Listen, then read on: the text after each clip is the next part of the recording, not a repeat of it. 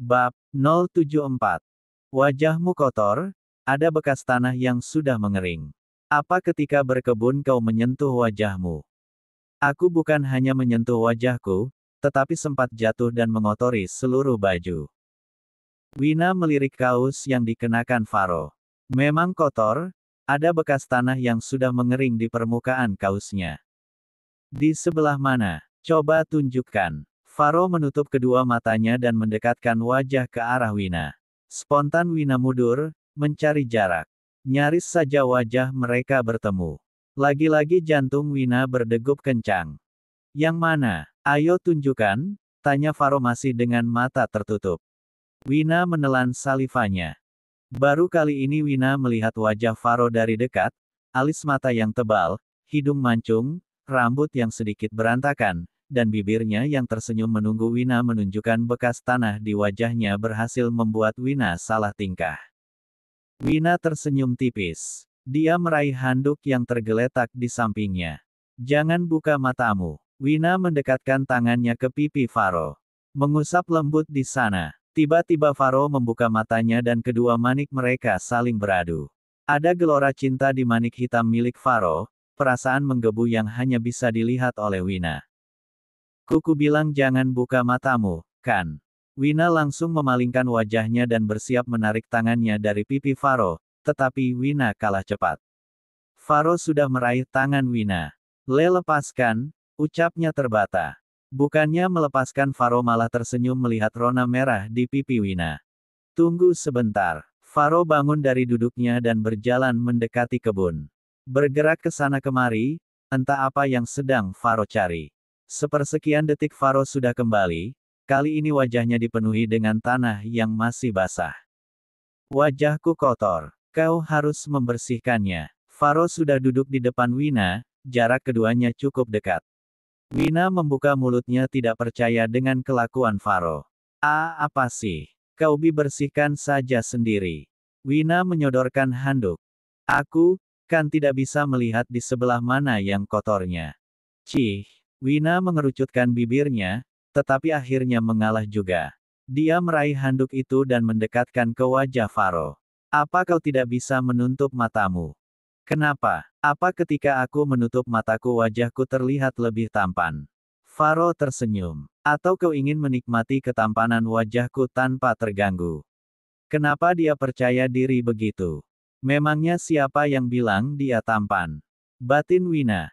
Sampai kapan aku harus menunggu? Cepat bersihkan. Iya, iya. Wina menundukkan kepalanya. Tangannya bergerak menyapu permukaan wajah Faro. Kau mencintaiku, Wina. Aku tahu itu, kau hanya tidak mau mengakuinya. Tidak masalah, aku akan membuatmu jatuh ke dalam pelukanku. Setiap hari aku akan mendengarmu mengatakan kata cinta padaku, batin Faro.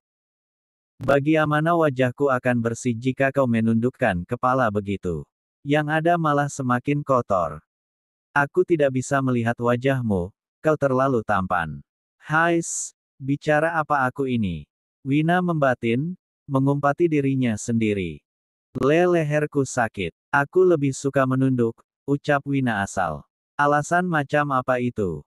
Faro tersenyum. Dia meraih pergelangan tangan Wina sampai Wina mendongakkan wajahnya karena terkejut. Lihat, wajahku jadi semakin kotor. Wina tertawa kecil, benar apa yang Faro katakan. Wajahnya semakin kotor karena ulah Wina. Hei, kau malah tertawa. Sekarang bersihkan wajahku. Faro mendekatkan wajahnya. Jangan mendekat. Diam di tempat, aku akan membersihkannya. Tidak apa-apa, Wina. Kau pernah hidup dengannya selama 5 bulan. Jangan tergoda, selama ini kau bisa bertahan, batin Wina menyemangati dirinya sendiri. Ketika Wina membersihkan wajah Faro. Ketika jarak di antara keduanya semakin dekat. Ketika itu pula beberapa kali Faro menundukkan pandangan matanya, bahkan dia sampai menelan saliva ketika melihat kecantikan Wina terpampang jelas di depan matanya. Sial, jika begini terus aku bisa kehilangan kendali, batin Faro. Sudahlah. Aku saja yang membersihkan, ucap Faro.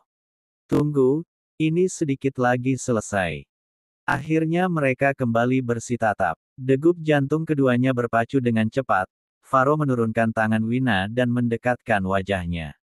Wina seperti terhipnotis. Dia diam, tidak bisa bergerak. Sekarang jarak wajah mereka semakin dekat. Tiba-tiba dari arah pintu terdengar seseorang berteriak. Kak, aku buatkan singkong goreng.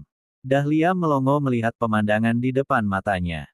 Hahaha, Dahlia terbahak, langkahnya maju mundur tidak jelas. Seharusnya aku tahu tujuan ibu menyuruhku untuk menjadi pengganggu di antara mereka berdua, gerutunya. Sementara Faro dan Wina salah tingkah, tertangkap basah memang tidak enak. Kepala Faro sampai terbentur ujung saung karena terkejut, dia bergerak cepat menjauh dari Wina. Ken baru keluar dari kamar setelah seharian penuh bergulat dengan banyaknya pekerjaan.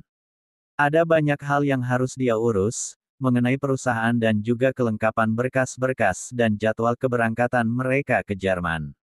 Karena kamar yang ditempatinya langsung menghadap ruang tamu, begitu pintu terbuka maka barisan meja dan kursi bisa langsung dilihatnya. Di ujung kursi, tepat di pojokan Dahlia sedang menghentak-hentakan kakinya. Kepalanya menggeleng ke kiri dan kanan, sesekali menunduk. Ken menaikkan sudut alisnya ketika melihat tingkah aneh Dahlia. Ada apa lagi dengan bocah itu? Gumamnya sembari berjalan mendekati Dahlia. Selama beberapa kali bertemu dengan Dahlia, ini kali pertama gadis pujaan hatinya uring-uringan seperti anak kecil.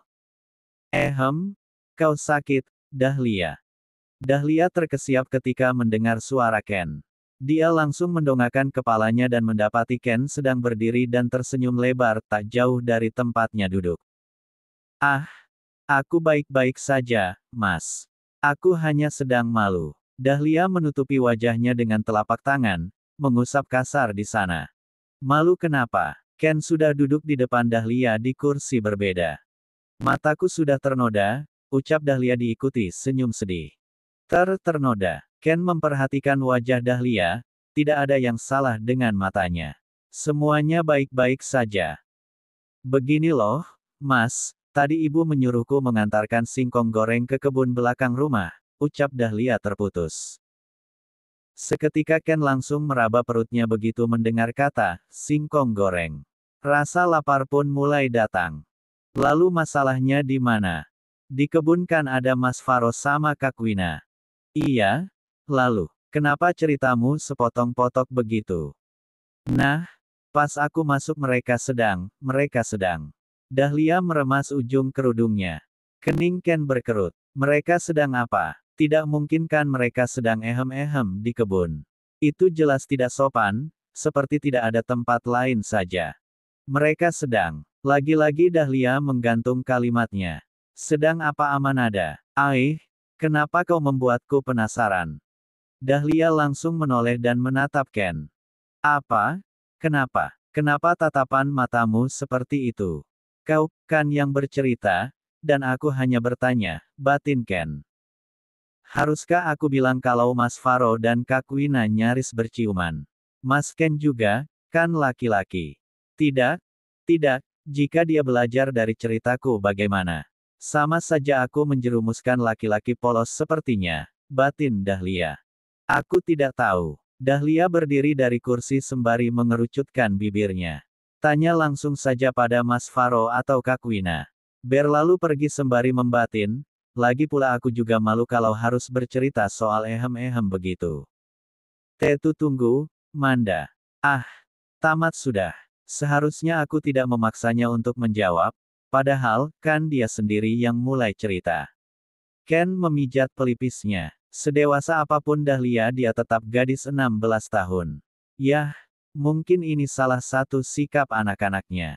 Sebenarnya apa yang dilakukan dua orang itu? Ken membatin kesal.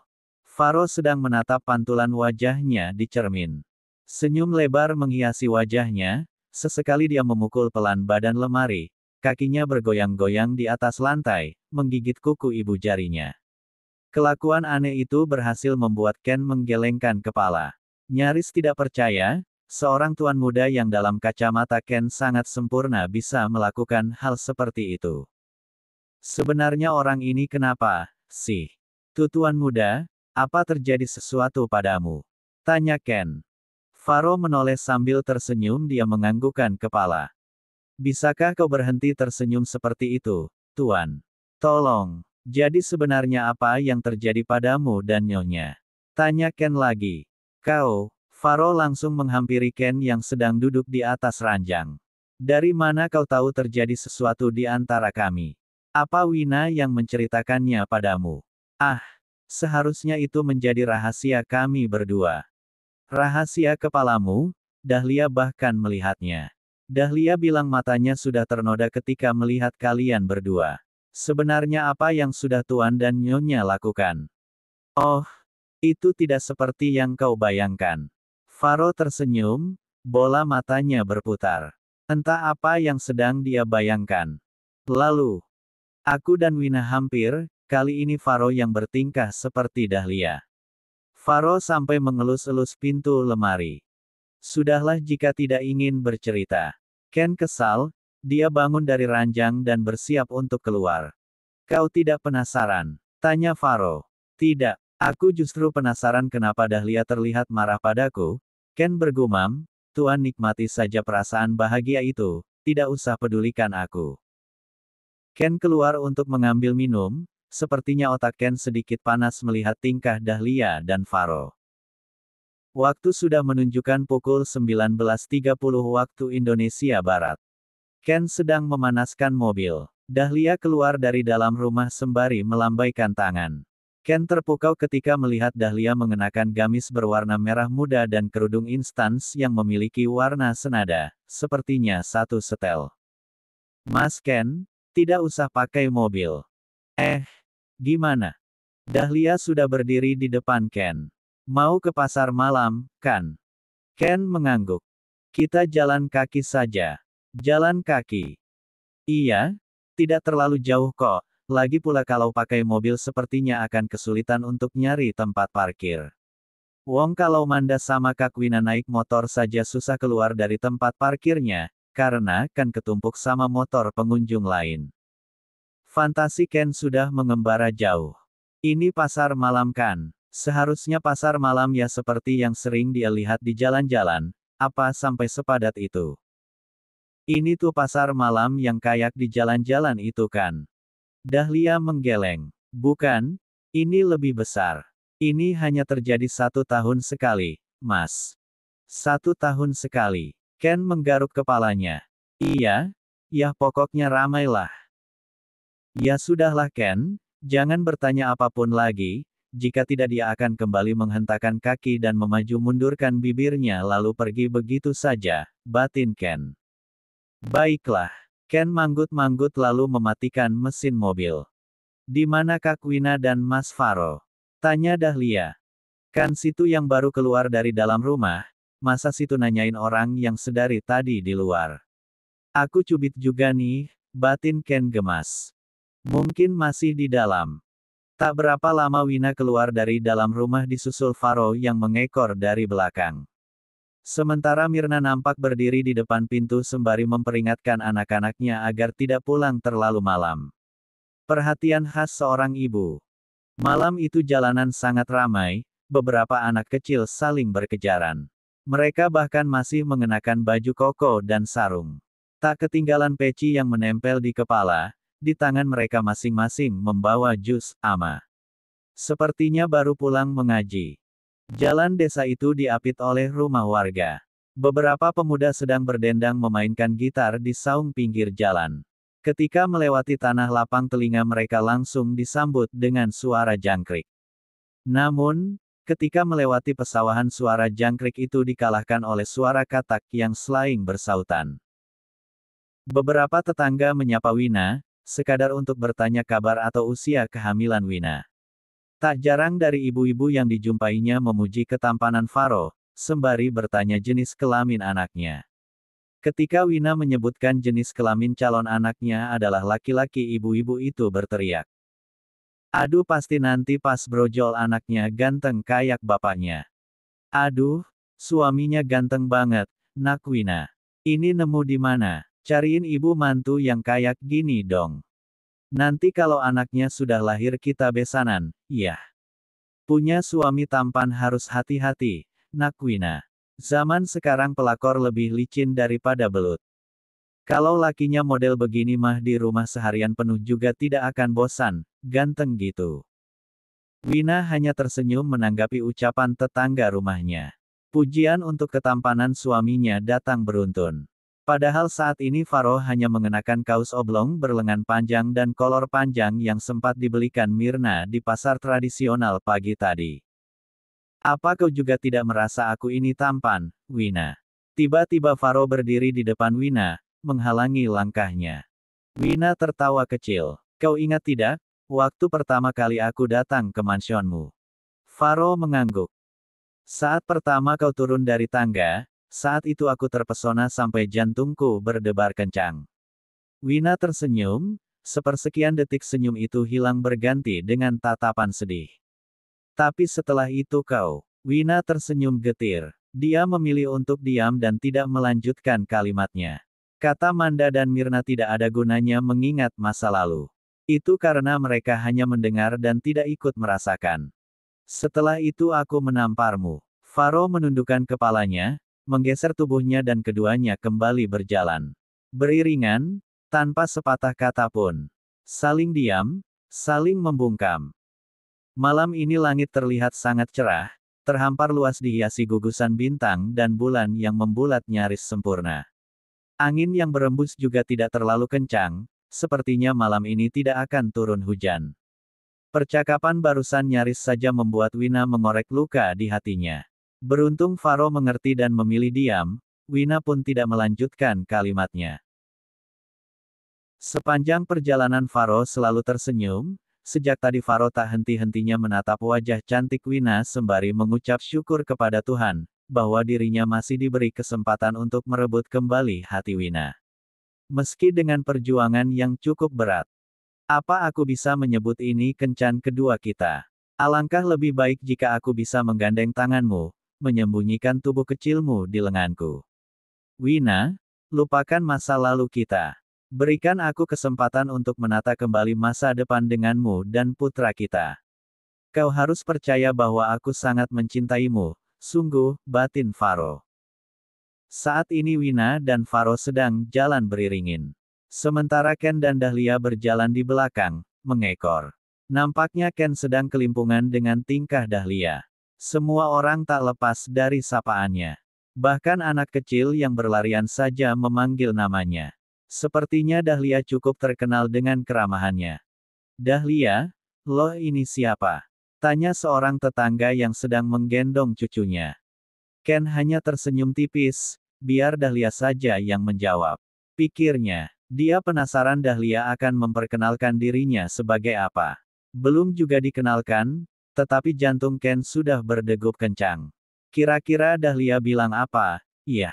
Duh kenapa jadi deg-degan begini, batin Ken. Oh, ini pembantunya Mas Faro, Bu.